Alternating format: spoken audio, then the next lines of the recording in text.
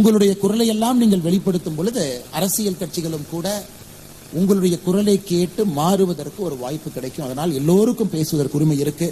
அதனால் ஆனந்த ரங்கநாதன் அவர்கள் பேசியிருக்கக்கூடிய எல்லா கருத்துக்களும் கூட அவர் தொடர்ந்து விவாதத்தில் வைக்கக்கூடிய கருத்துக்கள். அதே போல சில பேருடைய பேச்சு என்னால் கேட்க முடியலைங்க. பட் ரொம்ப அற்புதமாக நேற்றிலிருந்து பேசியிருக்கிறாங்க.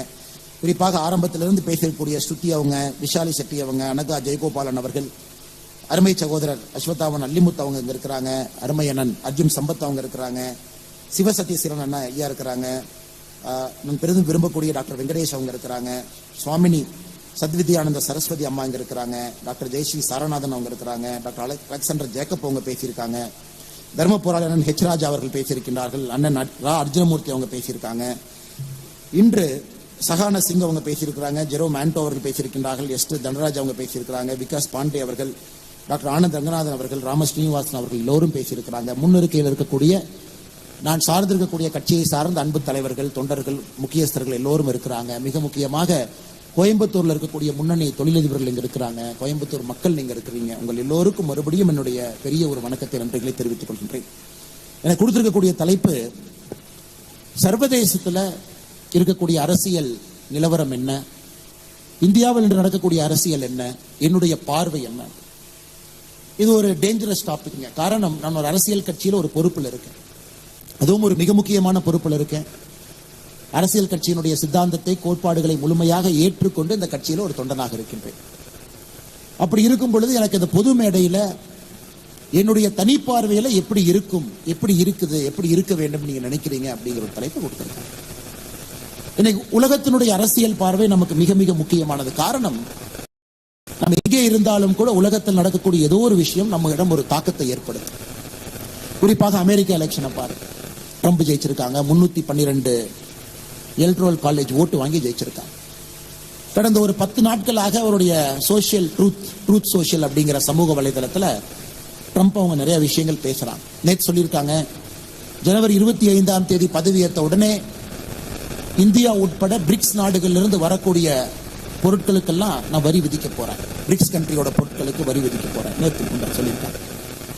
கனடா உட்பட எல்லா நாடுக்கும் வரி விதிக்க போறேன், யூகே உட்பட வரி விதிக்க போறேன். இதெல்லாம் ஒரு பக்கம். இன்னொரு பக்கம் பாத்தீங்கன்னா, அரசு இயந்திரத்தையே நான் குறைக்க போறேன். எத்தனை பேர் அமெரிக்கன் கவர்மெண்ட்ல வேலை பார்க்கறாங்க, டவுன் சைஸ் பண்ண போறோம். இது ஒரு பக்கம். முதல் நாள் இல்லீகல் இமிகிரன்ஸ் எல்லாரையும் அமெரிக்காவில இருந்து வெளியேற்ற போறோம். கிட்டத்தட்ட பாத்தீங்கன்னா 12 மில்லியன், 1,20,00,000 பேர் இல்லீகல் மைக்ரேஷன் அமெரிக்கால இல்லீகல் இமிகிரன்ஸா இருக்கிறாங்க. 12 மில்லியன், 1.2 crore முதல் நாள் அத்தனை பேருக்கு அனுப்ப போறேன். இது அரசியல் ஒரு பக்கம். இன்னொரு பக்கம் அரசியல், இங்கிலாந்துல சமீபத்தில் லேபர் பார்ட்டி ஜெயிச்சு அவங்க வந்து அரசியல் உட்கார்ந்துருக்காங்க.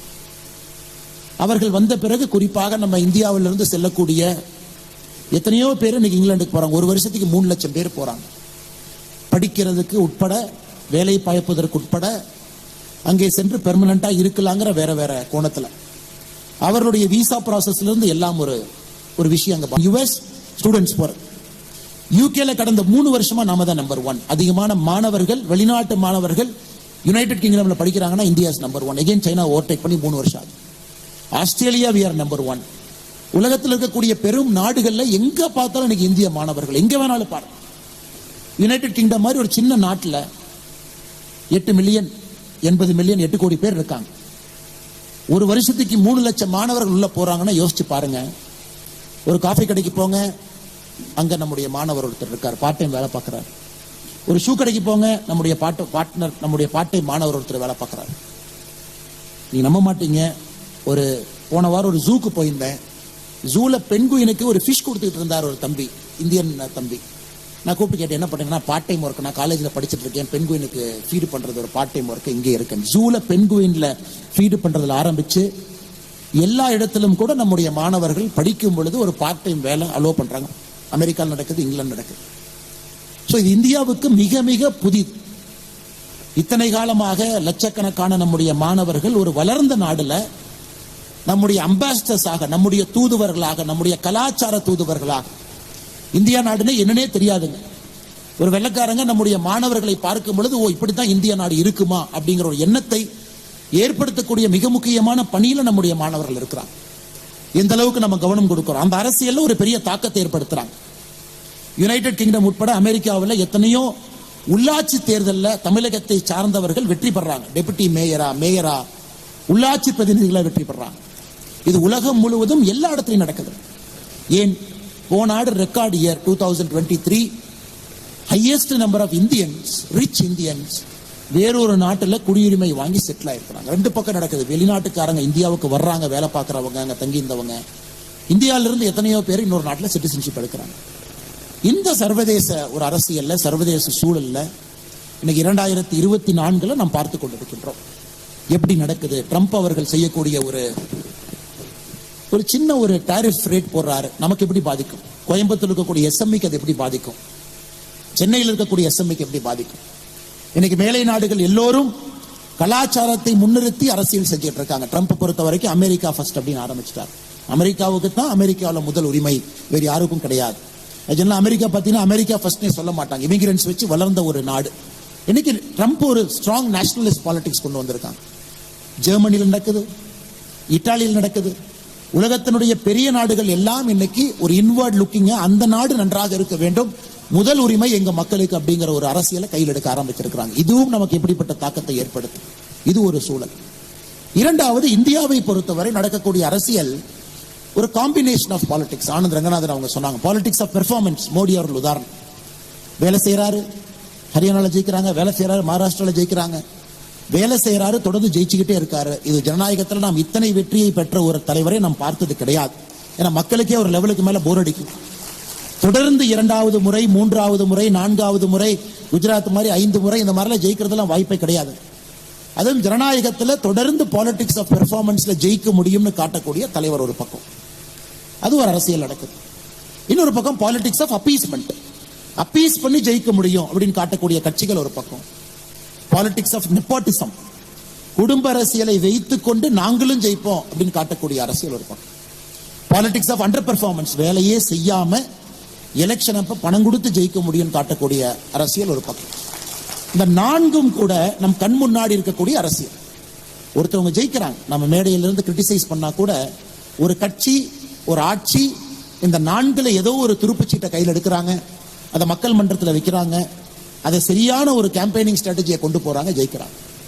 ஆனா இதுல மிக மிக முக்கியமானது, இதுல எது நல்லது?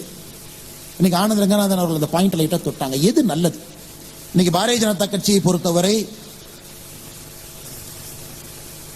2020ஆம் ஆண்டு அக்டோபர் மாதத்திலிருந்து அசாம் மாநிலத்தில் 37 லட்சம் தாய்மார்களுக்கு மாசத்துக்கு 830 ரூபாய் நம்முடைய பிஜேபி கவர்மெண்ட் கொடுக்கறாங்க. 2020 அக்டோபர்ல இருந்து for 37 lakh women and sisters 830 rupees per month.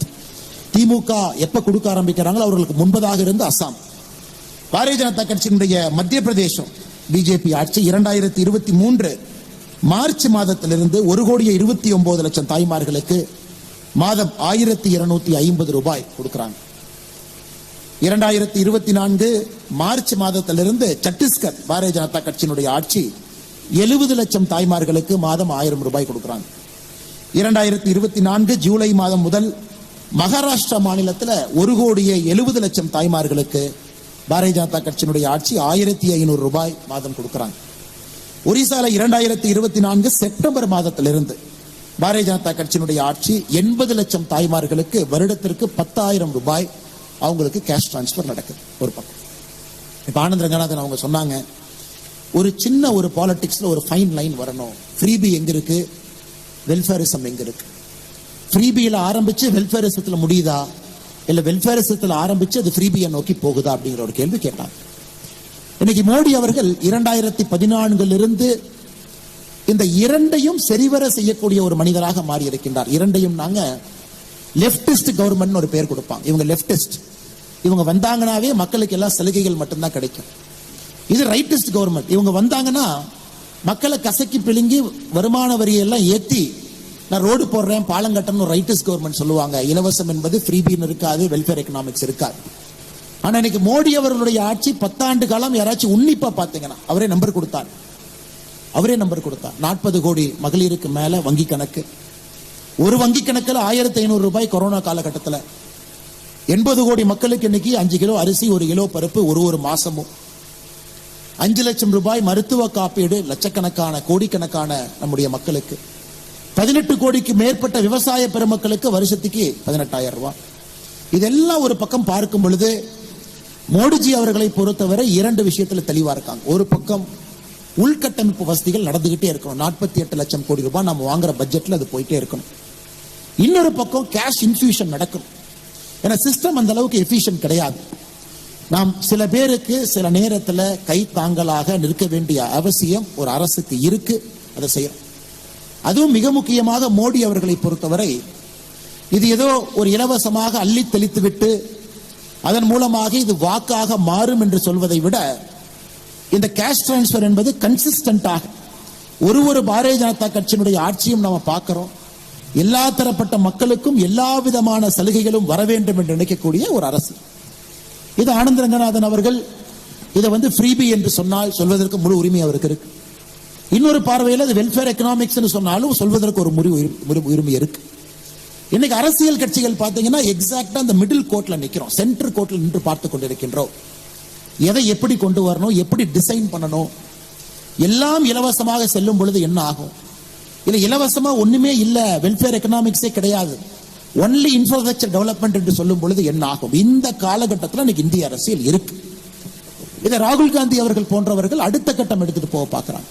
அதாவது அனைத்தும் இலவசமாக கொடுக்க முயற்சி பண்றோம். நாட்டில் எந்த விதமான வளர்ச்சி இல்லை என்றாலும் கூட அதை பத்தி நீங்க கண்டுக்காதீங்க. 60 லட்சம் கோடி எம்எஸ்பி எல்லா விவசாய பொருளுக்கும் கொண்டு வந்த 60 லட்சம் கோடி. ஆனா இன்னைக்கு விவசாய பொருள் 23 பொருளுக்கு எம்எஸ்பி இருக்கு. அதே கிட்டத்தட்ட 15 லட்சம் கோடி ரூபாய் இருக்கு. எதற்காக இதை பேசுறோம் அப்படின்னாங்க, ஒரு அரசியல் மேடையில நம்ம இதெல்லாம் பேச முடியாது. அரசியல் மேடை திமுகவுடைய மேடை எப்படி இருக்கும்னா, ஸ்டாலின் அவங்க இருக்கிறாங்கன்னா ஒரு பேப்பர் கையில் இருக்கும்.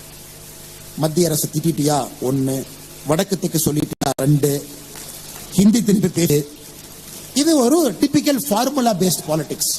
அடுத்தது இந்த பக்கம் இவங்களை சரி பண்றதுக்கு இதெல்லாம் செஞ்சிட்டுனா இவனை திட்டு அவனை திட்டு. இது ஒரு விதமான அரசியல். ஆனா இது போன்ற ஒரு மேடைகள்ல அறிவுபூர்வமான மக்கள் அமர்ந்து அரசியல் கட்சியை சாராதவர்கள் நிறைய பேர் இருக்கும் பொழுது நாம் பேசுற கருத்துக்கள் தான் அரசியல் கட்சியினுடைய மேனிபெஸ்டோவாக சில காலத்துல மாற ஆரம்பிக்கும். அதற்குத்தான் நான் வரும்போது சுதர்சன் அவர்களை நடுவில் உட்கார வச்சாங்க. ஏன்னா அவரே உட்கார வைக்கல, சுதர்சன் என்கின்ற மனிதர் உட்கார வைக்கலைங்க. வாய்ஸ் ஆஃப் கோவை நடத்தக்கூடிய இந்த விழாவில் உங்கள் பிம்பமாக இருக்கக்கூடிய ஒருவரை இந்த நிகழ்வுல உட்கார வைக்கணும். காரணம், இது முக்கியமான ஒரு நிகழ்வு. அரசியல் கட்சி எல்லாம் தாண்டி சாதாரணமாக வாழக்கூடிய, எனக்கும் அரசியலுக்கும் சம்பந்தம் இல்லை என்று நினைக்கக்கூடிய உங்களை போன்ற சோ கால்டு மிடில் கிளாஸ் அப்படிங்கிற ஒரு வார்த்தையை போடுவாங்க. சோ கால்டு மிடில் கிளாஸ் அப்படி. ஏன்னா மிடில் கிளாஸ் மக்களை பொறுத்தவரை பெருசா யோசிக்க மாட்டாங்க, குடும்பத்தை பத்தி யோசிப்பாங்க, அவர்களுக்கு மாத வருமான செலவு பத்தி யோசிப்பாங்க. வேற எதுவும் யோசிப்பதற்கு அவர்களுக்கு நேரமே இருக்காது. வேலை செய்யக்கூடியவர்கள் மிடில் கிளாஸ் என்பதற்காக சோ கால்டு மிடில் கிளாஸ் அப்படின்னா. என்னைக்கு இந்த மிடில் கிளாஸ் மக்கள் அதை நாம் உடைக்க போகின்றோம் அப்படின்னு நினைக்கிறோமோ அன்னைக்கு தாங்க அரசியல் மாறும். நாம நினைக்கணும், என்னை நடக்கக்கூடிய அரசியல் எப்படி இருக்கு. 48 லட்சம் கோடி ரூபாய் பட்ஜெட் எப்படி போடுறாங்க, தமிழ்நாட்டில் 3 லட்சம் கோடி ரூபாய் பட்ஜெட் திமுக அரசு எப்படி போடுறாங்க, அந்த பட்ஜெட்ல எந்தெந்த பணம் எங்க போகுது, தமிழ்நாட்டில் உள்கட்டமைப்பு இருக்கா, அதே நேரத்தில் வெல்ஃபேர் எக்கனாமிக்ஸ் மகளிருக்கு, பெண்களுக்கு, குழந்தைகளுக்கு தேவையானது நடக்குதா, அதே நேரத்தில் ஆரம்ப கல்வி சிறப்பா இருக்கா, அதே நேரத்தில் சுத்தமான சுகாதாரம் இருக்கக்கூடிய ஒரு நல்ல ஒரு மருத்துவ வசதி நமக்கு கிடைக்குதா. இதெல்லாம் நாம் பேசக்கூடிய கேள்விகளா இருக்கும். ஆனா தமிழ்நாடு அரசியல் பார்த்தீங்கன்னா இது எதுவுமே கிடையாது. இந்த 3 மாத காலம் நான் வெளியே படிக்க சென்றிருந்த பொழுது பார்த்தீங்கன்னா, ஒரு சக்சஸ்ஃபுல் ஆக்டர் பாலிடிக்ஸ் வந்துட்டாரு, ஒரு failed actor deputy chief minister ஆயிட்டார். இன்னைக்கு வந்தீங்கன்னா பத்திரிகை நண்பர்கள் கேட்கிற முதல் கேள்வியும் சினிமாவை சுத்தி தான் இருக்கு. முதல் கேள்வி சென்னை விமான நிலையத்தில், முதல் கேள்வி நம்முடைய கோயம்புத்தூர் விமான நிலையத்தில் நம்முடைய அன்பு பத்திரிகை நண்பர்கள் கேட்கக்கூடிய கேள்வி, இவங்க அரசியல் எப்படி பாக்குறீங்க, அவங்க எலிவேஷன் எப்படி பாக்குறீங்க. ஆனா எனக்கு தெரியும், உங்களுக்கு தெரியும், காமன் மேனுக்கு அதனால ₹1 பிரயோஜனம் இருக்கான்னு கேட்டீங்கன்னா கண்டிப்பா கிடையாது. காமன் மேனுக்கு ₹1 பிரயோஜனம் இருக்கா? காமன் மேனுக்கு ரெவல்யூஷனரியா ஒரு அரசியல் கொண்டு வந்திருக்காங்களா? இல்லை. நான் யாரையும் குற்றம் சுமத்தலை.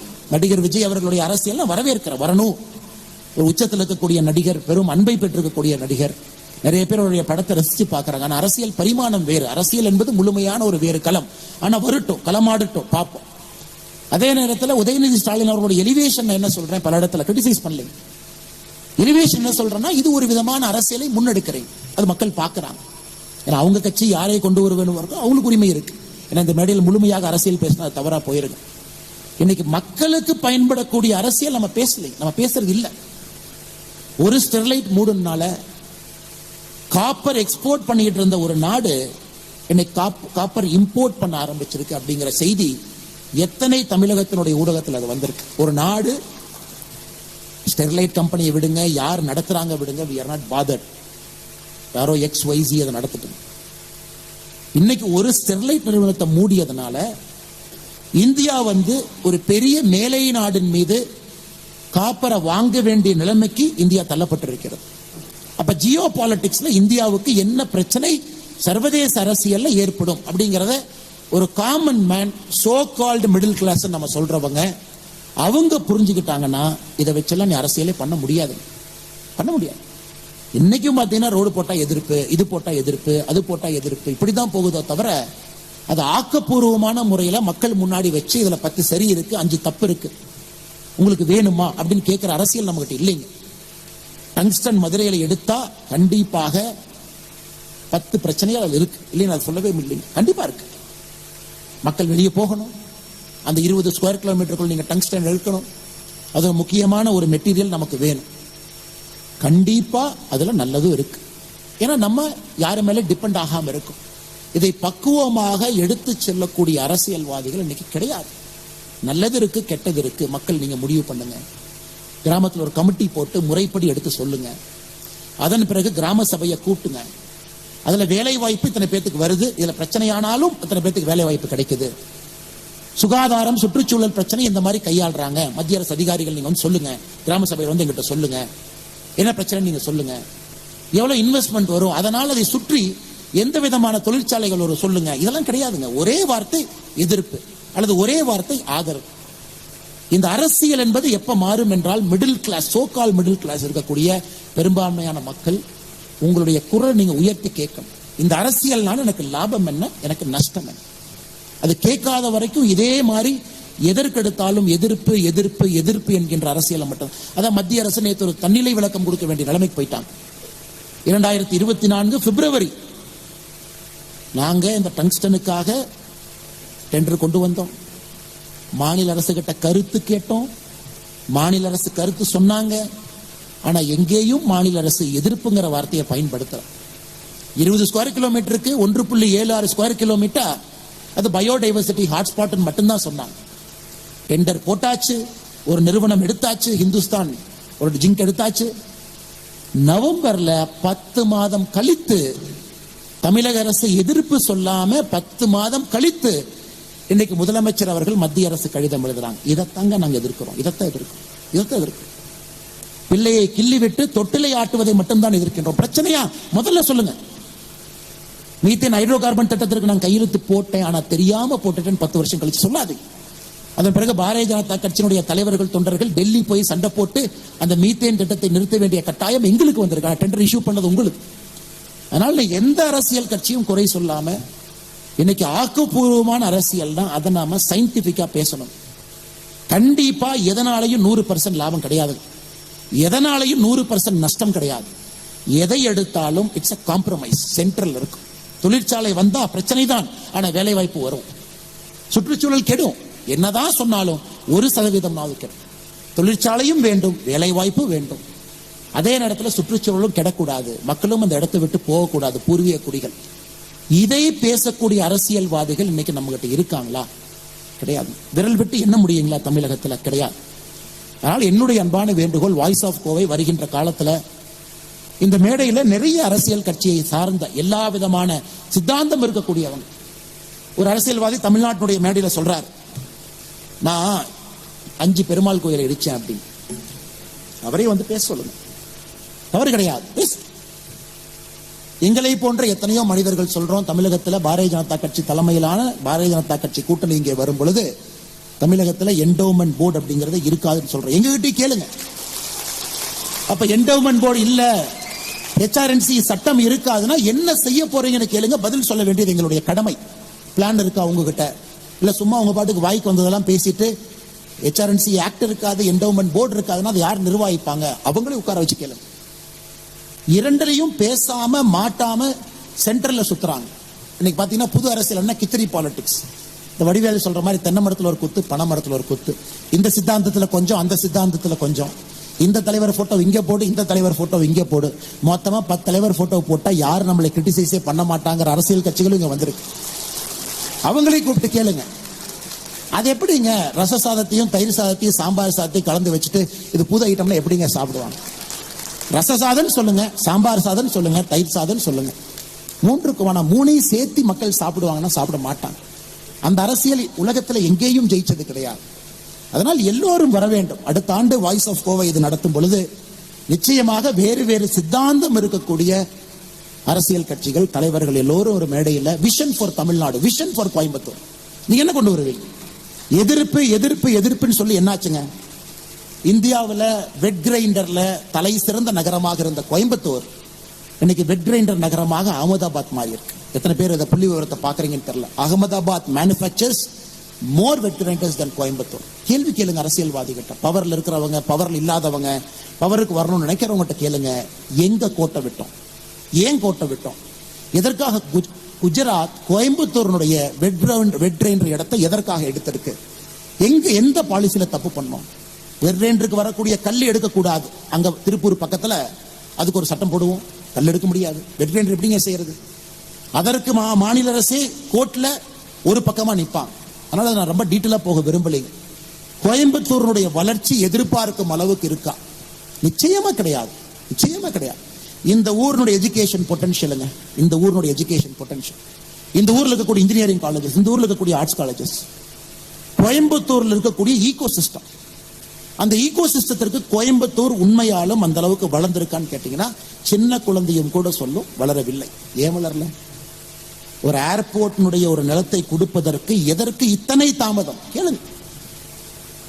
ஆட்சிக்கு வரும்பொழுது 73 விமான நிலையம், இன்னைக்கு 151 கட்டியாச்சு, 151 கட்டியாச்சு. கோயம்புத்தூர் நிலம் இப்ப வந்திருக்கு. ஏன் எவ்வளவு டிலே? இன்னைக்கு எல்லா இடத்துலையும் மாடல் ரயில்வே ஸ்டேஷன் கட்டாங்க. கோயம்புத்தூருக்கு அந்த அறிவிப்பு வர இருக்கிறது. மாடல் ரயில்வே ஸ்டேஷனுக்குள்ள போயிட்டீங்கன்னா அங்கேயே 5 ஸ்டார் ஹோட்டல் இருக்கும், அங்கேயே நீங்க ரூம் இருக்கலாம், அங்கேயே நீங்க மீட்டிங் போட்டுக்கலாம், அங்கேயே ஷாப்பிங் காம்ப்ளெக்ஸ் இருக்கும், ட்ரெயின் எல்லாம் ஒரே டெர்மினல்ல வந்து வெளியே போகும். இன்னைக்கு கோயம்புத்தூருக்கு இவ்வளவு தாமதமாக வருவதற்கான காரணம் என்ன? இதெல்லாம் வாய்ஸ் ஆஃப் கோவையினுடைய ஒரு வாதமாக இருக்க வேண்டும் என்பது என்னுடைய அன்பான வேண்டுகோள். காரணம், சம்பந்தப்பட்டவங்க இது போன்ற மேடையில வந்து பதில் சொல்லும். செஞ்ச நன்மைகள் என்ன, செஞ்ச தீமைகள் அப்படின்னா பாலிடிக்ஸ் ஒரு அக்கௌண்டபிலிட்டி வருங்க. இல்லாட்டி இந்த ஜாதி இந்த கூட்டணி வச்சிருந்தா இப்படி ஓட்டு, இந்த ஜாதி இப்படி ஓட்டு போடுவாங்க, அந்த அரசியலுக்குள்ள நம்ம போக ஆரம்பிச்சோம் அப்படின்னாங்க பெர்ஃபார்மன்ஸ் பேஸ்ட் பாலிடிக்ஸ் அது கிடையாது. அது அப்படியே போயிட்டே இருக்கு. கோயம்புத்தூர் போன்ற வளர வேண்டிய நகரங்கள் இன்னும் பின்தங்க ஆரம்பிக்கும். அதனால் வருகின்ற காலத்தில் நிச்சயமாக நீங்கள் இதை செய்ய வேண்டும் என்கின்ற அன்பான வேண்டுகோளை இந்த நேரத்தில் உங்கள் முன்னால் வைப்பது என்னுடைய கடமையாக கருதுகின்றேன். சமீபத்தில்ங்க நானும் ஒரு பல்கலைக்கழகத்துக்கு சென்று படிச்சுட்டு வந்தேன். நிறைய பேர் கேட்டாங்க, படிக்கிறதுக்கு போகணுமா, அரசியல்வாதியாக இருந்து படிக்க போகணுமா? எல்லாரும் படிச்சாங்களா? அரசியல் தலைவர்கள் எல்லாம் படிச்சாங்களா? இல்ல தமிழகத்தில் இருக்கக்கூடிய பெரும் மேதை கர்ம வீரர் காமராஜர் ஐயா படிச்சாங்களா? ஒரு எதிர்க்கட்சி நண்பர் என்கிட்ட குற்றச்சாட்டு வச்சார் பத்திரிகை மூலமா. நான் சொன்னேன், அண்ணா நான் காமராஜர் ஐயா இல்லைங்கன்னா ஒரு கால் செருப்பில் இருக்கக்கூடிய அழுக்குக்கு பக்கத்தில் இருக்கக்கூடிய ஒரு ஆள் நான். அதனால அவரு படிக்காம இருந்திருக்கலாம், பட் நான் போய் படிச்சுட்டு வரேங்க ஐயான்னு. சமீபத்தில் அங்க இருக்கும் பொழுது ஒன்றை பார்த்தங்க. ஒரு பேப்பர், ஒரு ஆட்.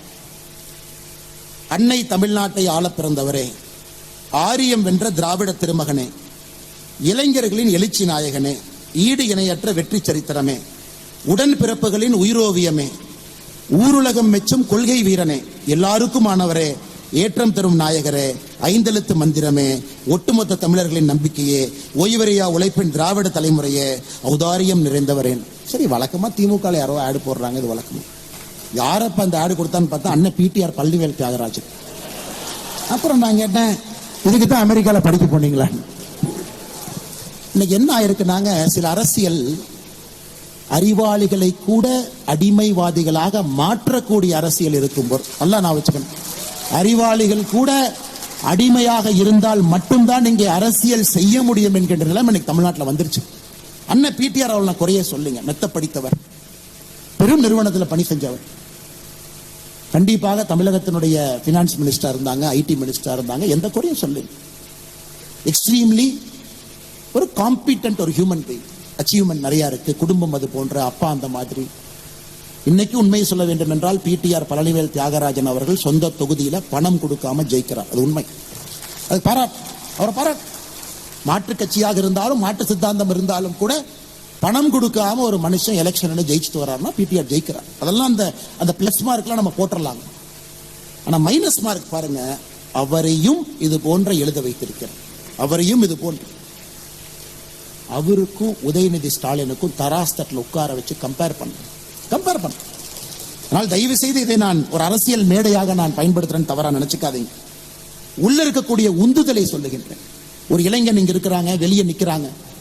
ஒரு நடுத்தர குடும்பத்தில், விவசாய குடும்பத்தில் அந்த இளைஞன் பிறந்திருக்கின்றான், சகோதரன் சகோதரி. அரசியலுக்கு வர வேண்டும் என்கின்ற ஆசை அந்த குழந்தைக்கு இருக்குன்னா, அமெரிக்கா, இங்கிலாந்துலாம் 2 ரூட்டுங்க. படிச்சு மேல போய் உன்னை சாதிச்சு அரசியலுக்கு வரலாம். 90% அந்த ரூட்ல தான் வருவாங்க. 90% பெர்ஃபார்மன்ஸ் பாலிடிக்ஸ் படிப்பாங்க, ஒரு வேலை பார்ப்பாங்க, பேர் வாங்குவாங்க. ஒரு காலகட்டத்திற்கு பிறகு அரசியலுக்கு வர வேண்டும், மக்களுக்கு சேவை செய்யணும், இந்த ரூட். ஆனா தமிழ்நாட்டில் பார்த்தீங்கன்னா இந்த ரூட் பொய் என்பதை நாம் தொடர்ந்து ஊர்ஜிதம் செய்து கொண்டிருக்கின்றோம். அடிமையாக ஒருத்தவங்களுக்கு ஜால்ரா போடணும், அவர்கள் நல்லவர்கள்னு சொல்லணும், இது போன்ற மந்திரமே நாயகரே இந்த மாதிரிலாம் எழுதணும். அதனால் இதையும் கூட நடுத்தர மக்கள் நீங்க கேள்வி கேட்கணுங்க. நடுத்தர மக்கள் கேள்வி கேட்கணும். இன்னைக்கு இருக்கக்கூடிய அரசியல் அறிவாளிகளை கூட அடிமைவாதிகளாக மாற்ற ஆரம்பித்தால் இந்த அரசியல் எங்க போய் நிற்கும்? இன்னைக்கு ஆனந்த் ரங்கநாதன் ஐயா சொன்னாங்க, எனக்கும் பிடிஆர் அவர்களுக்கும் 1008 கருத்து வேறுபாடுகள் இருக்கு. அதெல்லாம் ஒரு பக்கம் விடுங்க. 1008 கருத்து வேறுபாடுகள் இருந்தாலும் அவருடைய சித்தாந்தத்தில் அவர் உட்கார்ந்துருக்காங்க. இன்னைக்கு ஒரு அரசியல் கட்சிக்குள்ள புது எனர்ஜி வேணும்னு நீங்க நினைச்சீங்கன்னா இது போன்ற மனிதர்கள் மட்டும்தான் ஒரு புது எனர்ஜியை கொடுக்கும். இன்னைக்கு அவங்க நிலைமை, அடுத்து உதயநிதி ஸ்டாலின் அவர்கள் வர வேண்டும் என்றால் நாம் வர வேண்டும் என்பதற்காக எப்படியெல்லாம் மாறிட்டாங்க. அதனால்தான் அன்பு சகோதர சகோதரிகளே, இன்னைக்கு தமிழகத்தில் மிக முக்கியமாக நடக்கக்கூடிய அரசியலை மெரிட் பேஸ்டா, பெர்ஃபார்மன்ஸ் பேஸ்டா, சோசியல் ஜஸ்டிஸ் ஓரியன்டாக கொண்டு செல்ல வேண்டும் என்றால் நடுத்தர மக்களுக்கு தான் அது பொருள். நீங்க தான் விழிக்கணும், நீங்க தான் உறுதியா இருக்கணும், நீங்க தான் எழுந்து நிற்கணும். பிசினஸ் பீப்புளுக்கு அவர்களுக்குரிய பிரச்சனை அவர்களுக்கு இருக்கு. எல்லோரும் இங்க இருக்கக்கூடிய சில மனிதர்களை போல கிடையாது. ஒரு பிசினஸ் மேன் பொலிட்டிக்கல் ஸ்டாண்ட் எடுத்தா கரண்ட் வராது, தண்ணி வராது, ஹெல்த் இன்ஸ்பெக்டர் வந்து செக் பண்ணுவார், ப்ராடக்ட் வெளியே போகாது. எந்த அரசியல் கட்சியாக இருந்தாலும் பந்தாடி விடுவார்கள். பிசினஸ் மேன் ஒரு பொலிட்டிக்கல் பொசிஷன் எடுக்க முடியாது. சில பேர் எடுக்கிறாங்க, அது அவர்களுடைய தார்மீக இந்த பவர். கீழ்த்தட்டு மக்கள் அவங்களுக்கு பொலிட்டிக்கல் பவர் என்ன போய் சேரலைங்க. அவர்களுக்காகத்தான் இவ்வளவு போராட்டம் நடக்குது. அவர்களுக்கு அரசியல் கைக்கு போகும் பொழுது ஒரு அதிகாரம் வரும். அண்ணல் அம்பேத்கர் அவர்கள் சொன்னது போல, படிப்பை விட அரசியல் எப்ப கைக்கு போகுதோ அன்னைக்குத்தான் கீழ்த்தட்டில் இருக்கக்கூடிய மக்கள் விழித்திருவார்கள். இன்னும் பொலிட்டிக்கல் பவரே போகாம இருக்கு. இன்னைக்கு அதை மாற்ற முடியும் என்று நீங்க நினைச்சீங்கன்னா மிடில் கிளாஸ் மட்டும்தாங்க நடக்கும். மாத சம்பளம் வாங்குகின்றோம் உண்மைதான், கடுமையாக உழைக்கின்றோம் உண்மைதான், நமக்கு நம்ம வேலையை பார்க்கறதுக்கே நேரம் இல்லை உண்மைதான், கிடைக்கிறதே ஒரு வீக்கெண்டுங்க, அதுலயும் வாய்ஸ் ஆஃப் கோவையில வந்து உட்கார வச்சுட்டீங்க உண்மைதான், எனக்கு என்னை பற்றி யோசிப்பதற்கே நேரம் இல்லை, நாட்டை பத்தி எங்க யோசிக்கணும் உண்மைதான். அதிலும் நீங்க மனசு வச்சு ஒரு சின்ன விஷயத்தை குறிப்பெடுத்து நீங்க பாத்தீங்கன்னா நம்முடைய அரசியல் மாற ஆரம்பிக்கும். அதற்குத்தான் இந்த வாய்ஸ் ஆஃப் கோவை போன்ற சாமானிய மனிதர்கள் ஒன்றாக இணையக்கூடிய இது போன்ற நிகழ்வை நாம என்கரேஜ் பண்ணணுங்க, அவங்களை ஆராதிக்கணும், ஆமோதிக்கணும். ஆனா இதே மேடையில் நான் இருக்கும் பொழுது ஆனந்த் ரங்கநாதன் அவர்கள் பாரதிய ஜனதா கட்சியை பத்தி கிரிட்டிசைஸ் பண்ணாங்க. Fair enough, no problem. உங்க பார்வையில நாங்கள் செய்யக்கூடிய ஒரு விஷயம் தவறு நினைக்கிறீங்களா, தயவு செஞ்சு சொல்லுங்க. உங்க பார்வையில நாங்கள் செய்யக்கூடிய 10 விஷயங்கள் சரி நினைக்கிறீங்களா, தயவு செஞ்சு சொல்லுங்க. அதற்குத்தான் இந்த மேடை இருக்க வேண்டும் என்று கோயம்புத்தூர் பாராளுமன்ற தேர்தலுக்கு பிறகு ஆசைப்பட்டோம். அது இன்னைக்கு நடந்துகிட்டு இருக்கு. தொடர்ந்து இது போல நீங்க முன்னாடி எடுத்துட்டு போகணும். இன்னைக்கு ஒரு கார்மிக் ஃபங்க்ஷன்ல வந்து நான் தர்மாவை பத்தி பேசாம போனா ரொம்ப தவறா போயிடும். இன்னைக்கு இங்கிலாந்துல இருக்கக்கூடிய ஒரு மியூசியமுக்கு போங்க, museum of natural history London. எவ்வளவு வச்சிருப்பாங்க ஒரு மியூசியம், எவ்வளவு பொருள் உள்ள இருக்கும் யாராச்சும் ஒருத்தர் சொல்லுங்கண்ணா. ஒரு மியூசியம் ஆஃப் நேச்சுரல் ஹிஸ்டரி எவ்வளவு இருக்குங்கண்ணா, எவ்வளவு ஒரு மியூசியத்துக்குள்ள எவ்வளவுதான் அடைக்க முடியும்? பொருள் வச்சிருக்காங்க. 6.7 மில்லியன், 67 லட்சம், 6.7 மில்லியன். அது பார்த்தீங்கன்னா டைனோசரனுடைய போன்ல இருந்து ஆரம்பிச்சு பூமிக்குள்ள முதல்ல வந்த மெட்ராய்ட்ல இருந்து இந்தியாவிலிருந்து கடத்தப்பட்ட பொருள் இருந்து எல்லாம் சேர்த்துனீங்கன்னா 67 லட்சம் 6.7 மில்லியன் போன ஒருத்தருடைய மண்டை ஓட்ட அங்கே பார்க்கறதுக்காக டிஸ்பிளே பொருளா வச்சிருக்கிறாங்க. நாகா ட்ரைபினுடைய ஒரு மண்டை ஓடு கேட்ட 200 வருஷத்துக்கு முன்னாடி நாங்க அங்க எடுத்தோம் பாருங்க. ராபர்ட் கிளைவ் இந்தியாவையே சூறையாடினவர், ஏன் தாஜ்மஹாலை தனித்தனியாக பிரிச்சு இங்கிலாந்து எடுத்துட்டு போன ஐடியாவும் போட்டவர். அவருடைய பெயர்ல இருக்கக்கூடிய கிளைவ் மியூசியத்துக்கு போங்க, அங்க 46,000 பொருள் வச்சிருக்காரு. எதுக்காக இது சொல்றாங்க? இன்னைக்கு நம்முடைய பாரம்பரியம் உலகம் முழுவதும் சிதறி கிடக்குதுங்க, சிதறி கிடக்குது. முன்னோர்கள்லாம் சிதறி கிடக்குறாங்க. அதையெல்லாம் போய் ஒரு சாதாரண மனிதனாக அங்க போய் நம்ம பார்த்தோம் அப்படின்னாங்க நம்முடைய வயிறு பற்றி எரியும். எல்லாம் நம்முடைய முன்னோர்கள், நம்முடைய கலாச்சாரம், நம்முடைய பாரம்பரியம். நமக்கு தெரியாதுங்க நாம் எப்படி வாழ்ந்தோம் அப்படி. அந்த ஈஸ்ட் இந்தியா கம்பெனியும் அந்த பிரிட்டிஷ் சாம்ராஜ்ய மனிதர்களும் அந்த 200-300 வருஷத்துல மொத்தமா அதெல்லாம் டிராஃபி எடுத்துட்டு போயிட்டாங்க. நம்முடைய விநாயகர் சிலை சில வீட்டுல அலங்கார பொருளாக ரிசப்ஷன்ல இருக்கு. திருமங்கை ஆழ்வார் இப்போ இந்தியா கொண்டு திரும்ப வருதுங்க ஆஸ்மோலியத்துல. மிக மிக முக்கியமான ஒரு விஷயம், நம்முடைய கலாச்சாரத்தை நாம் மீட்டெடுக்க வேண்டும் என்றால் ஒன்று நம்முடைய கலாச்சாரத்தை பத்தி நம்ம தெரிஞ்சுக்கணுங்க, நம்பர் 1. இரண்டாவது, உலகம் முழுவதும் இருக்கக்கூடிய நம்முடைய கலாச்சாரம் சார்ந்த வேர்களை திரும்ப கொண்டு வரணும். இன்னைக்கு பெருமையாக ஒரு பாரதிய ஜனதா கட்சியினுடைய தொண்டனாக நாம் எல்லோரும் சொல்ல முடியும், மோடி அவர்கள் அதை செய்து காட்டி கொண்டிருக்கின்றார்கள் என்று பெருமையா சொல்லலாம். நான் ஏதோ மோடி அவர்கள் கட்சியை சார்ந்தவன் அதனால் நான் சொல்றேன், உங்களுடைய கிளாப்ஸுக்காக சொல்றேன், அப்படி கிடையாதுங்க. 2014க்கு பிறகு கடந்த 10 ஆண்டுகள்ல பாரத பிரதமர் நரேந்திர மோடி அவர்கள் உலகம் முழுவதும் நம்முடைய கலாச்சார விழுமியங்கள் பொருட்கள் என்ன இருக்குதோங்க 640 பொருட்களை நம்ம கொண்டு வந்திருக்கோம். 640. அமெரிக்கால இருந்து மட்டும் 578, ஆஸ்திரேலியால இருந்து 39, இங்கிலாந்துல இருந்து 12, இது போன்ற எல்லா நாட்டில இருந்து 640 தனித்தனி பொருட்களை கொண்டு வந்திருக்கோம். 2004 இருந்து 2013 வரை ஆட்சியில் இருந்தவர்கள் நம்முடைய நாட்டிற்கு திரும்பி கொண்டு வந்த கலாச்சார பொருள் 1. 1970 இருந்து 2004 வரை ஆட்சியில் இருந்தவர்கள் நாட்டிற்கு திரும்பி கொண்டு வந்தது 3. என்ன கணக்கு போட்டு பாருங்க. 1970 இருந்து 2014 வரை ஆட்சியில் இருந்தவர்கள் வெளிநாட்டில் இருக்கக்கூடிய நம்முடைய கலாச்சார விழுமியங்களை திரும்ப நாட்டுக்குள்ள கொண்டு வந்தது 4. 2014 இருந்து 24 வரை நாம் கொண்டு வந்திருக்கக்கூடிய பொருட்கள் 670. இதுதாங்க டிஃபரன்ஸ். ஆனா இன்னும் லட்சக்கணக்கான பொருட்கள் இருக்குது, இன்னும் லட்சக்கணக்கான பெயின்ஸ்டேக்கிங் ஒர்க். பிரிட்டன்ல இருந்து எதுவுமே நீங்க கொண்டு வர முடியாது. கேட்டா ஒரு சட்டம் வச்சிருக்கான், பிரிட்டிஷ் மியூசியம் ஆக்ட் 1963. ஒரு மியூசியத்துக்குள்ள ஒரு பொருள் இருந்தா மியூசியத்துக்கு தான் சொந்தம், அது திருடு போன பொருள் நீங்க ப்ரூவ் பண்ணாலும் திரும்ப கொடுக்க மாட்டோம். இந்தியாவிற்கு வந்திருக்கக்கூடிய அந்த 11ம் மோடி அவர்கள் தலையிட்டு பிரைம் மினிஸ்டர் தன்னுடைய பர்சனல் டிஸ்கிரிஷன்ல அந்த 11 பொருள் கொடுத்திருக்காங்க.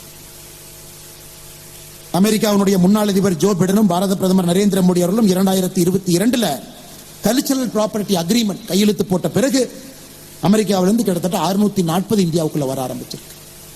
இன்னைக்கு இது போன்ற அமைப்புகளில் இளைஞர்கள் இங்க இருப்பீங்க. இதை ஒரு வேள்வியா நீங்க எடுத்து, இளைஞர்கள் யாராச்சும் இருக்கீங்க உங்களுக்கு இதுல ஆர்வம் இருக்குன்னா வேள்வியா எடுத்து hunt for our artifacts. Belgium, France, Italy, Spain, America, England எங்க இருந்தாலும் நீங்க ஒரு வேள்வியாக எடுத்து திரும்பி கொண்டு வர்றதுக்கு நீங்க நில்லுங்க முன்னாடி. இன்னைக்கு Ashmolean museum, Oxford India pride project என்கின்ற அமைப்பு, அருமை சகோதரர் எஸ் விஜயகுமார் ஒருத்தர் இருக்கார். அந்த டீம் பாத்தீங்கன்னா ஒரு பொருளா கண்டுபிடிச்சு போட்டோ எடுத்து தமிழ்நாட்டில் இந்தியாவில் எஃப்ஐஆர் செக் பண்ணி எங்க திருட்டு போச்சுங்கிற ப்ரூஃப் மேட்ச் பண்ணி இந்த கோயில் இருந்த போட்டோவும் அதுவும் ஒன்னு அந்த ப்ராவினன்ஸ் எஸ்டாப்ளிஷ் பண்ணி கடுமையாக போராடி ஒரு பொருளை கண்டுபிடித்த பிறகு இந்திய அரசுக்கு தெரிவித்த பிறகு நாம் அதை வாங்கிட்டு வரோம் நாட்டில் இருக்கு. இப்ப திருமங்கை ஆழ்வார் ஆஸ்மோலியன் மியூசியத்திலிருந்து இன்னும் ஒரு 2-3 மாதங்கள்ல தமிழ்நாட்டு காஞ்சிபுரத்துக்கு ஜம்முன்னு திருமங்கை ஆழ்வாருடைய வரவு எங்க இருக்கும். அதனால் இதை நீங்க மறந்துடாதீங்க. நம்ம ஏதோ பெரிய விஷயங்களை பேசினாலும் கூட இங்க இருக்கக்கூடிய நம்முடைய இளைஞர்கள் இது ஒரு வேள்வியா நீங்க எடுத்துக்கணும். கலாச்சாரத்தை மீட்டு கொண்டு வருவது, இங்க இருக்கக்கூடிய கலாச்சாரத்தை பேணி காட்பது, இரண்டையும் நீங்க செஞ்சா மட்டும்தாங்க அடுத்த தலைமுறைக்கு நாம் நேற்றிலிருந்து பேசக்கூடிய சனாதன தர்மமாக இருக்கட்டும், நேற்றிலிருந்து பேசக்கூடிய நம்முடைய அந்த மண்ணினுடைய தன்மையாக இருக்கட்டும்.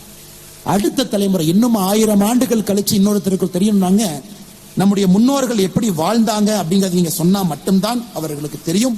இல்லை என்றால் நிச்சயமாக அவர்களுக்கு தெரிவதற்கு வாய்ப்பு இல்லை. அதனால் இதையும் செய்யணும். அரசும் செய்யுது. அரசுனால எல்லாத்தையும் செய்ய முடியாதுங்க. தனி மனிதர்களுடைய ஒத்துழைப்பு, தனி மனிதர்களுடைய ஈடுபாடு வேண்டும். கலாச்சார பொருட்களை திரும்பி கொண்டு வருவதற்கு அதிலும் நிச்சயமாக நீங்கள் கவனம் செலுத்துவீர்கள் என்கின்ற முழு நம்பிக்கை. கடைசியா ஒரே ஒரு விஷயத்தை உங்கள் முன்னால் வைக்க வேண்டும் என்பது என்னுடைய அன்பான ஒரு வேண்டுகோள்.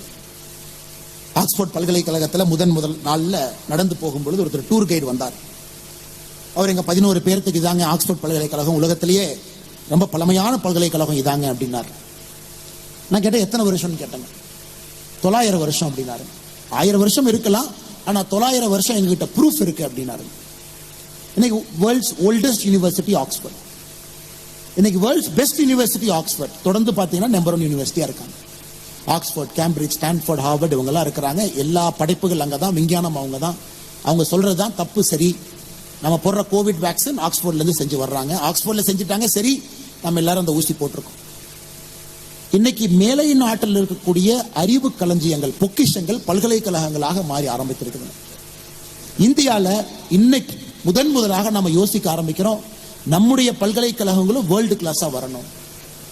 குவெஸ்ட் வேர்ல்டு யூனிவர்சிட்டி ரேங்கிங் 400ல 11 தான் இன்னைக்கு இந்தியா இருக்குதுங்க. ஒன்லி 11. மோடி வருவதற்கு முன்பு அது 2, இன்னைக்கு அது 11. ஆனா ஒரு மனிதன் ஒரு சக்கரத்தை இழுக்க முடியாது.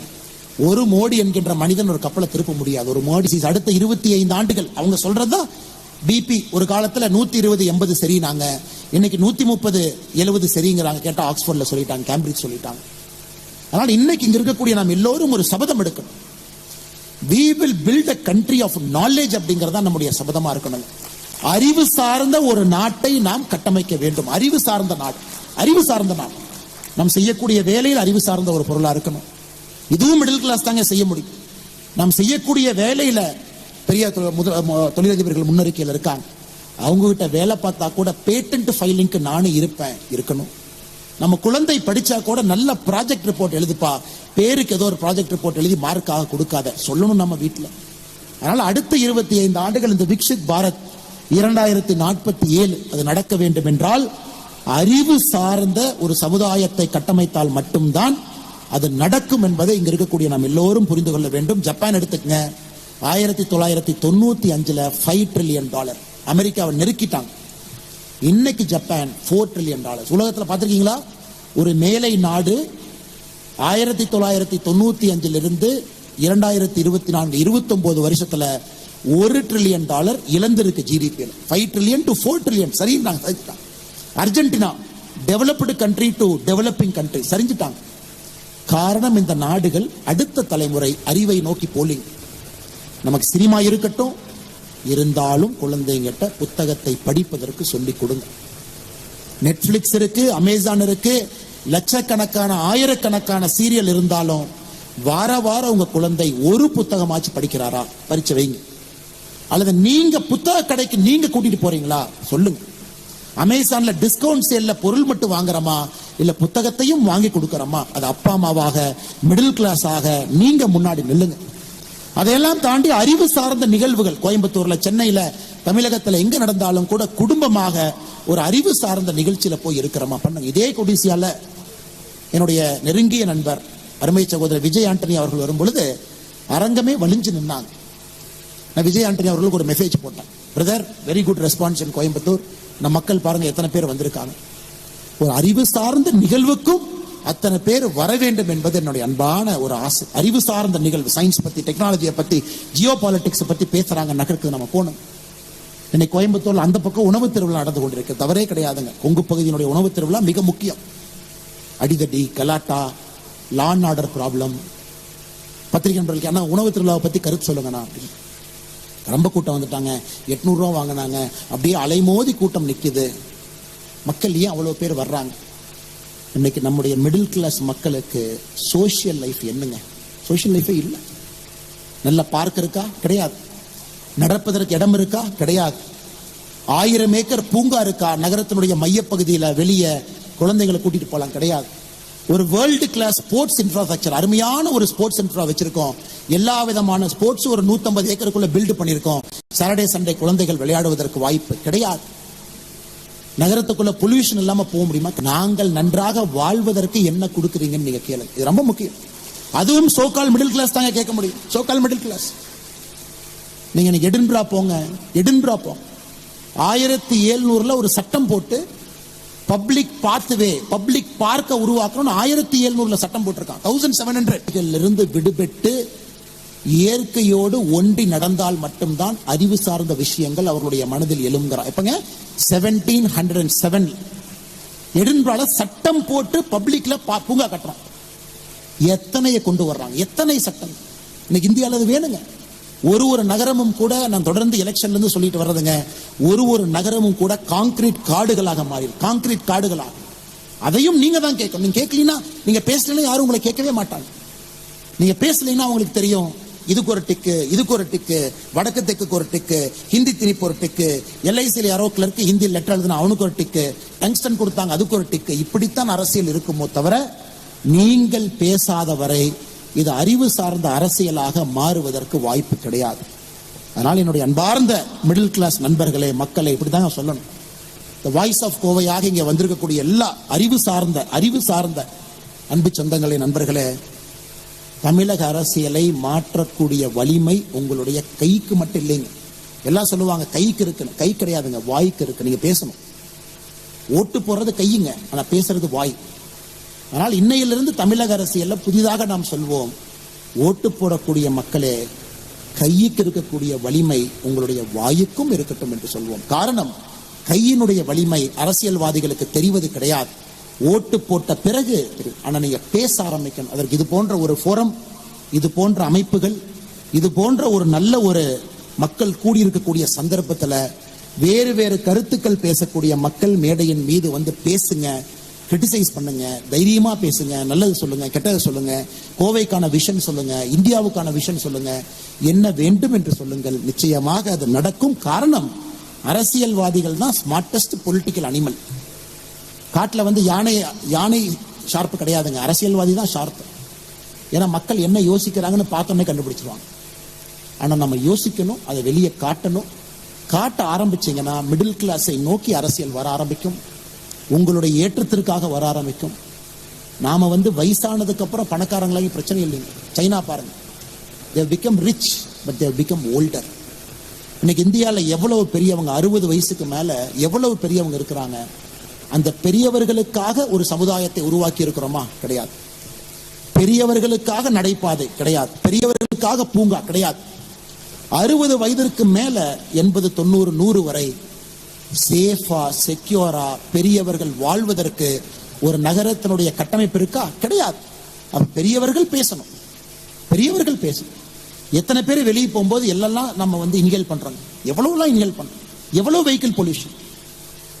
யாரோ சொன்னாங்க என்கிட்ட, ஆனா நீங்க வந்து பிஜேபி தலைவராக மோடி கடிதம் எழுதுறீங்க, இதுவரைக்கும் இந்தியாவில் யாருமே பண்ண மாட்டாங்கன்னா, சென்னை மெட்ரோ வேண்டும் என்று நீங்க எதுக்கு நான் கடிதம் எழுதுனீங்க? அது மத்திய அரசு கொடுக்கும், மாநில அரசு நாங்க தான் செய்யறோம் நாங்க, நீங்க எதுக்கு கடிதம் எழுதுனீங்க? கட்சியில் ஒரு பெரிய தலைவர் எனக்கு தொலைபேசி மூலமாக அழைத்து சொன்னாங்க, இதுவரை இந்தியாவில் எந்த பிஜேபியில் இருந்தும் கூட ஒரு ஸ்டேட் யூனிட் மோடி அவர்களுக்கு கடிதம் எழுதி, ஐயா எங்க ஊருக்கு மெட்ரோ கொஞ்சம் தாமதமா வருது, இவங்க லோக்கல் அரசியல் பண்ணி வர்ற மெட்ரோ வராம பண்ணிடுவாங்களாட்டு இருக்குது, கொஞ்சம் நீங்க டக்குன்னு அந்த மெட்ரோ ஃபேஸ் 2 கொஞ்சம் கொடுத்துருங்க ஐயா, ஒரு 43,000 கோடி செலவு பண்ணுங்க ஐயா.